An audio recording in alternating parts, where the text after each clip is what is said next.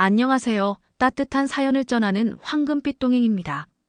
당신이 온 마음을 다해 사랑하는 사람에게서 무시당하는 느낌을 받은 적이 있으신가요? 그 사람의 말 한마디가 가슴을 해고 당신의 모든 노력이 의미 없게 느껴질 때의 그 아픔은 어떻게 감당해야 할까요? 엄마, 그만 좀 하세요. 아빠, 참견하지 마세요. 이런 자식의 말 한마디에 부모의 마음은 무너집니다. 오랜 세월 정성을 다해 키운 아이가 무심하게, 때로는 차갑게 구는 모습을 볼 때 부모는 말로 표현하기 어려운 답답함과 서운함을 느낍니다. 이해해야지, 철이 들면 달라지겠지 하며 참아보지만 상황은 점점 더 악화될 뿐입니다. 우리는 가족이라는 이름 아래 서로에게 의지하며 살아갑니다. 그 중에서도 부모와 자식 간의 관계는 세상에서 가장 깊고 특별한 유대라고 합니다. 하지만 이런 특별한 관계 속에서도 때로는 상대방이 나를 존중하지 않는다고 느낄 때가 있습니다. 그 순간의 상처는 말로 표현하기 어려울 만큼 깊고 무겁습니다. 왜 자식은 부모를 그토록 쉽게 대하는 걸까요? 무엇이 우리 아이들을 변하게 만든 걸까요? 오늘 영상에서는 이런 질문들을 함께 생각해 보려 합니다. 자녀가 부모를 존중하지 않는 근본적인 원인은 무엇인지, 이런 상황에서 부모가 절대 하지 말아야 할 반응은 무엇인지, 그리고 자식이 더 이상 함부로 대하지 못하게 만드는 핵심적인 대화법을 알려드립니다. 영상을 보기 전에 잠시만 시간을 내어 구독, 좋아요, 알림 설정을 눌러주세요. 지금부터 저에게 보내주신 김정숙 씨의 사연을 통해 노년에 겪을 수 있는 현실적인 고민을 살펴보겠습니다. 안녕하세요. 저는 76세 김정숙입니다. 남편과 사별한 후 15년째 혼자 살고 있습니다. 평생을 자식들을 위해 살았다고 해도 과언이 아닙니다. 3명의 자녀를 키우기 위해 젊은 시절 저는 새벽부터 밤늦게까지 장사를 했고 한 푼도 제 몸에 쓰지 않고 모두 자녀들 교육비와 결혼 자금으로 보탰습니다. 특히 장남에게는 더 많은 것을 쏟아부었습니다. 다른 형제들보다 공부를 잘했기에 좋은 대학에 보내기 위해 제가 먹을 것도 아껴가며 학원비를 대주었고 결혼할 때는 신혼집 보증금까지 제 노후 자금에서 내어주었습니다. 그런데 요즘 장남의 태도가 너무 달라졌습니다. 한 달에 한 번 정도 얼굴을 보는데 오면 휴대폰만 보다가 1시간도 채 되지 않아 급하게 일어납니다. 손주들 용돈을 주려고 해도 어머니, 그런 거 안 주셔도 됩니다. 저희가 알아서 키울게요. 라며 거절합니다. 지난번엔 장남 내외의 결혼 기념일이라 정성껏 음식을 준비해서 가져갔는데 어머니, 미리 말씀해 주시지 않고 갑자기 오시면 저희도 당황스러워요. 다음부턴 꼭 연락하고 오세요. 라는 말을 들었습니다. 제 마음은 자식을 위한 것인데 오히려 귀찮은 존재가 된 것 같아 가슴이 찢어졌습니다. 얼마 전에는 다리가 아파서 병원에 가야 했는데 장남에게 도움을 청했더니 어머니, 요양보호사 불러서 같이 가시면 되잖아요. 제가 돈은 드릴 테니까요. 라고 했습니다. 평생 자식만 바라보며 살았는데 정작 내가 필요할 때는 돈으로 해결하려 하는 아들의 모습에 눈물이 멈추지 않았습니다. 자식에게 헌신했던 모든 시간과 사랑이 허무하게 느껴집니다. 이제라도 자식에게 존중받으며 여생을 보내고 싶은데 어떻게 해야 할지 모르겠습니다. 이 이야기는 많은 부모에게 너무나 익숙하게 들릴지도 모릅니다. 평생을 자녀들을 위해 헌신하며 모든 것을 아낌없이 주었습니다. 하지만 정작 노년에 이르러서는 존중받기는커녕 때로는 무시당하고 깊은 상처를 받는 상황에 처하기도 합니다. 이제 이런 상황에서 부모님들이 어떤 태도를 취하고 어떤 말을 해야 자녀들과의 관계를 회복할 수 있는지에 대해 구체적으로 이야기해 보겠습니다. 여러분은 혹시 이런 생각을 해보신 적이 있나요? 나는 평생 자식을 위해 희생했는데 왜 이제는 이렇게 외면당할까? 어릴 땐 엄마 아빠가 세상의 전부였는데 이제는 연락 한 통조차 뜸한 이유가 뭘까? 혹시 내가 무언가 잘못한 걸까? 너무 참아서 그런 걸까? 아니면 너무 간섭해서 그런 걸까? 이런 고민을 하신다면 결코 혼자가 아닙니다. 한국보건사회연구원의 조사에 따르면 65세 이상 부모의 47.3%가 자녀와의 관계에서 소외감을 느낀다고 응답했습니다. 이는 단순한 개인적인 문제가 아니라 사회적인 현상이기도 합니다. 그렇다면 왜 자식들이 부모를 점점 더 소홀히 대하게 될까요? 단순히 바쁘기 때문일까요? 사실 그보다 더 근본적인 원인이 있습니다. 부모가 자녀를 대하는 방식이 자녀의 인식을 결정하는 경우가 많습니다. 대표적인 원인을 살펴보겠습니다. 부모는 자녀를 위해 최선을 다하지만 모든 것을 맞춰주는 것이 꼭 좋은 것만은 아닙니다. 오히려 자녀가 부모를 당연한 존재로 인식하게 만들 수 있습니다. 자녀가 어릴 때는 부모의 헌신이 필수적이지만 성인이 된 이후에도 부모가 모든 것을 희생하는 모습을 보이면 자녀는 무의식적으로 부모는 원래 나를 위해 존재하는 사람이라고 여기게 됩니다. 이는 부모를 존경해야 할 대상으로 보기보다는 필요할 때만 찾는 존재로 인식하게 만듭니다. 혹시 여러분도 이렇게 생각해 본 적 있으신가요? 이 녀석이 어릴 때는 엄마 엄마 하면서 따라다니더니 언제부터 이렇게 귀찮아하는 눈빛을 보내는 걸까? 혹시 내 희생이 너무 과했던 걸까? 부모가 모든 걸 내어줄수록 자녀는 점점 더 편한 존재로 인식하게 됩니다. 실제로 한 연구에 따르면 부모가 무조건적으로 희생하는 가정에서 자란 자녀일수록 부모의 헌신을 당연하게 받아들이는 경향이 강하다고 합니다. 그러니 이제는 부모님도 나 자신을 먼저 챙기는 연습이 필요합니다. 많은 부모님들이 내 감정보다 자식이 우선이라고 생각하며 참고 또 참습니다. 하지만 감정을 계속 숨기다 보면 자녀는 부모의 희생을 당연하게 여기고 나아가 부모가 감정을 느끼는 존재라는 사실조차 잊어버리게 됩니다.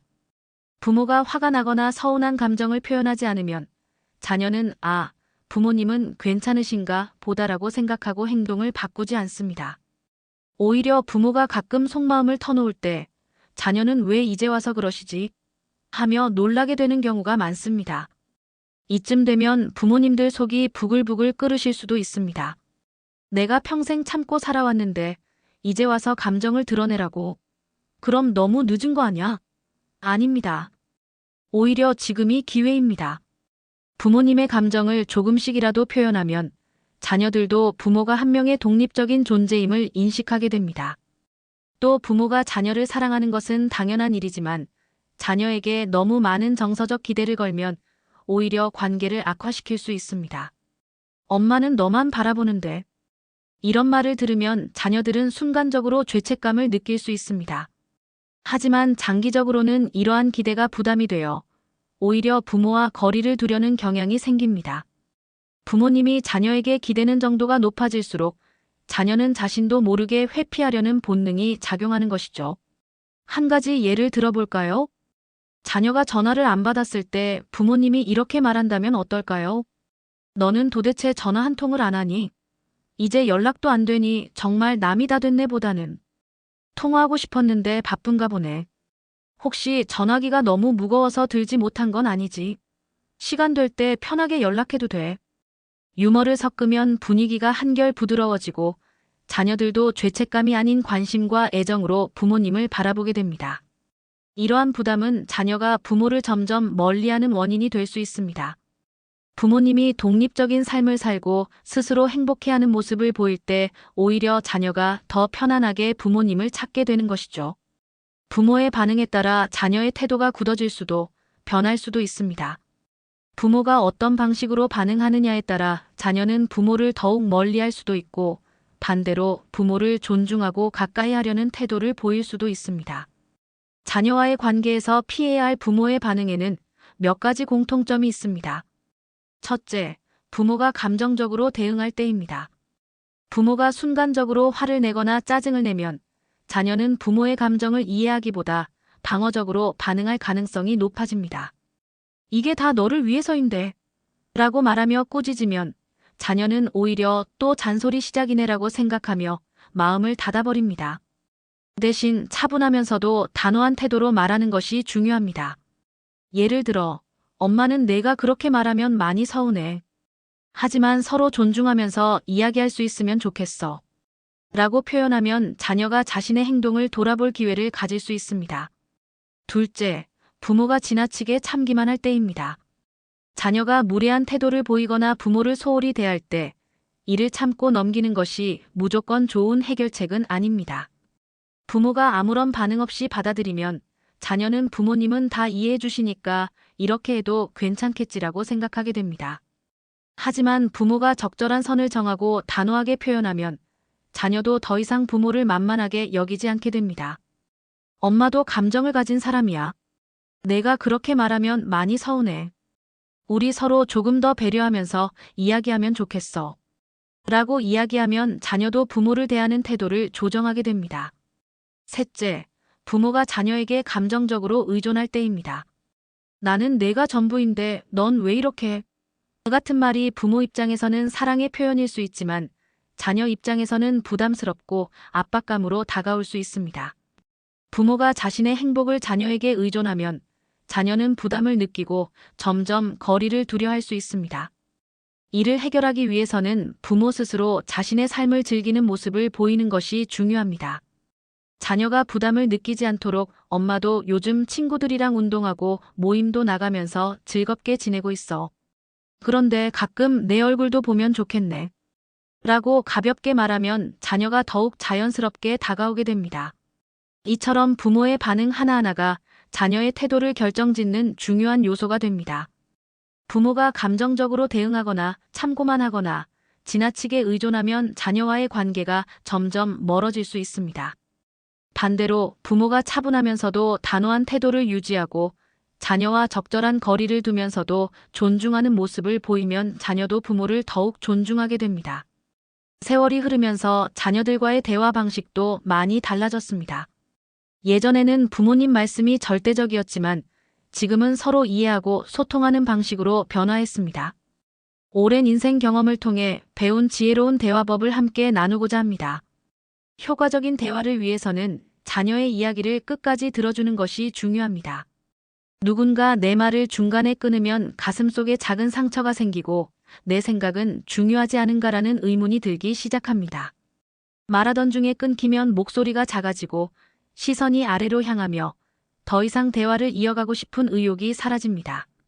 자녀들도 마찬가지입니다. 그들의 이야기를 중간에 끊으면 눈빛이 흐려지고 표정이 굳어지는 것을 보게 됩니다.